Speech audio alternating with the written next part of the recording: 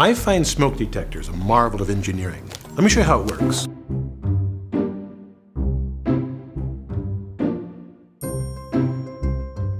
This black cylinder has louvers which guide air into the detector. Now it hides the essential part of the device.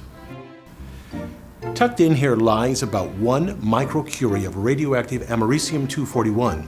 That's about 0.29 micrograms. That tiny bit of radioactive material generates a small current that makes the detector work. Let me explain how. Air flows between these two electrodes.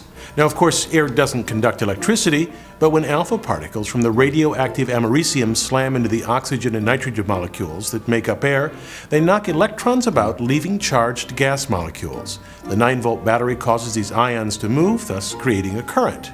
Now, here it's tiny, something like 100 picoamps, about 100 billionth the current flowing in your home. When smoke enters the chamber, the ions attach to it and slow down and often lose their charge. Both events cause the current to stop, which triggers the alarm.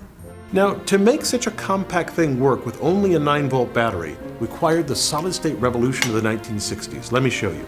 If I remove the two electrodes, you can see a small integrated circuit. It incorporates a marvelous device called a MOSFET, which can detect those very small changes in current.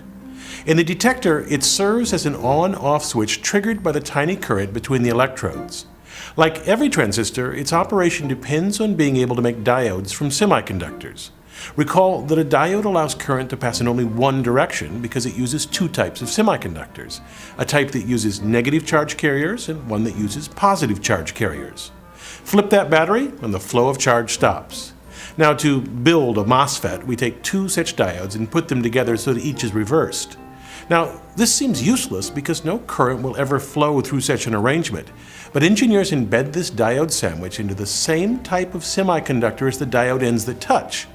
Then they place metal contacts at the ends of the diodes and on the block of semiconducting material. Next, they coat the diodes with a thin layer of silicon dioxide. Unlike metals or semiconductors, this doesn't conduct electricity at all. On that, they place one more metal contact called the gate, which opens or closes the current channel between the source and the drain.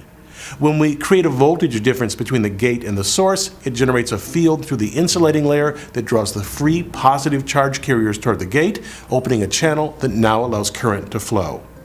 In a circuit, we use the 9-volt battery to generate a potential difference between the source and the gate. It biases the gate so that the current flows through the MOSFET, thus turning on the horn. So we counter that with a current flowing from the detector.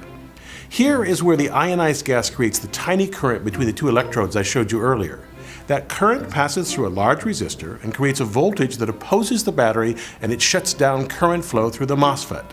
If smoke enters the chamber, the tiny current stops, the MOSFET allows current to flow in this section of the circuit, which triggers the horn. Now, to me, this is engineering at its best. Simple, reliable, and inexpensive, and saving countless lives. I'm Bill Hammack, the Engineer Guy.